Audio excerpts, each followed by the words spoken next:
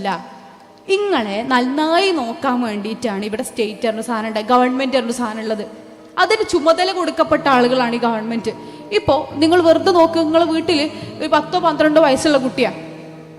ആ കുട്ടീനെ നോക്കാൻ വിധിക്കപ്പെട്ട ആൾക്കാരാണല്ലോ രക്ഷിതാക്കൾ എന്ന് പറയുന്നത്. ഇവർക്ക് സ്വന്തമായിട്ട് അധ്വാനിച്ച് പൈസ ഉണ്ടാക്കി ചോറ് എന്നുള്ള വകയുള്ള പ്രായമല്ല. അതുപോലെ സംരക്ഷണം, മനുഷ്യന്മാരുടെ ജീവനും സ്വത്തിനും ഒക്കെ സംരക്ഷണം കൊടുക്കേണ്ട ആളുകളാണ് ഗവൺമെൻറ് എന്ന് പറയുന്നത്. അവിടെ നിന്ന് എന്തെങ്കിലും ഒരു പ്രശ്നം ഉണ്ടായിക്കഴിഞ്ഞാൽ ഇത് നിങ്ങൾ അനുഭവിക്കുക, നിങ്ങളെ വിധി എന്നല്ല. ഓൻ്റെ വാപ്പയും ഉമ്മയും നന്നാവാത്തോണ്ടാണ്, അത് ഓൻ തന്നെ പറയണം. എന്തെങ്കിലും ഒരു പ്രശ്നം ഉണ്ടായിക്കഴിഞ്ഞാൽ വാപ്പയും ഉമ്മയും നന്നായിട്ടില്ലെങ്കിൽ വാപ്പല്ലേ എമ്മല്ലേ എന്ന് എഴുതിയിട്ട് ചിലപ്പോൾ കുട്ടികളും ഉണ്ടാതിരുന്നു നോക്കും. പക്ഷെ അതേപോലെയല്ല, ജനങ്ങളുടെ കസ്റ്റോഡിയനാണ് ഗവൺമെൻറ് എന്ന് പറയുന്ന സാധനം. അത് നിങ്ങൾ സഹിക്കേണ്ട കാര്യമല്ല.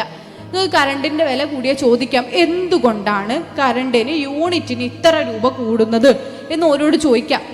ചോദ്യം ചോദിക്കുന്ന ഒരു 5 ആൾ ചോദിച്ചാൽ ഓല് വിചാരിക്കും, പഠിച്ചോനെ ഞാൻ കള്ളത്തരം കാട്ടിയത് ഈ മനുഷ്യന്മാർ പിടിച്ചു, അതുകൊണ്ട് ഞാനിതങ്ങ് കുറച്ചേക്കാം എന്നവർ തീരുമാനിക്കും. വീടിൻ്റെ പെർമിറ്റാണ് ഞാൻ നേരത്തെ ഒരു ഉദാഹരണം പറഞ്ഞത്. നിങ്ങൾക്കറിയാമായിരിക്കും, കഴിഞ്ഞ വർഷം പെർമിറ്റ് ഫീ ചെറുതായൊന്ന് ഗവൺമെൻറ് കൂട്ടിയിട്ടുണ്ടായിരുന്നു. ചെറുതായി പറഞ്ഞാൽ 10-300% വരെ പെർമിറ്റ് ഫീസിലൊക്കെ വീടിൻ്റെ കെട്ടിട നികുതിയുമായി ബന്ധപ്പെട്ട് കെട്ടിട നിർമ്മാണവുമായി ബന്ധപ്പെട്ട ഫീസുകൾ 10-300% വരെ കഴിഞ്ഞ പ്രാവശ്യം കൂട്ടിയിട്ടുണ്ടായിരുന്നു.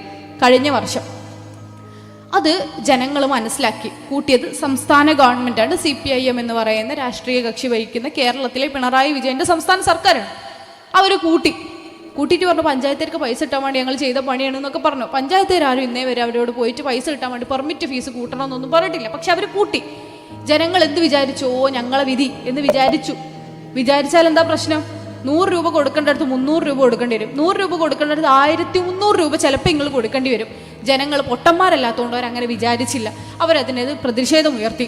നിങ്ങൾ ഇവിടുത്തെ രാഷ്ട്രീയ കക്ഷികൾ, പ്രതിപക്ഷ രാഷ്ട്രീയ കക്ഷികൾ, ഞങ്ങൾ അടക്കമുള്ള മുസ്ലിം ലീഗിൻ്റെ അടക്കമുള്ള പ്രതിപക്ഷ രാഷ്ട്രീയ കക്ഷികൾ എന്ത് ഉന്നയിച്ചു? വലിയ പ്രശ്നങ്ങൾ ഉന്നയിച്ചു. സർക്കാർ ആ വലിയൊരു വർധനവിൽ നിന്ന് പിന്തിരിഞ്ഞു, കുറച്ച് കൊടുത്തു. ഇതെല്ലാ കാര്യത്തിലും നടക്കും. ഈ രാജ്യത്ത് എന്ത് തീരുമാനങ്ങൾ ഗവൺമെൻറ് എടുത്താലും അതിൽ ശരികേടുണ്ടെങ്കിൽ തിരുത്താൻ അധികാരമുള്ള മനുഷ്യരാണ്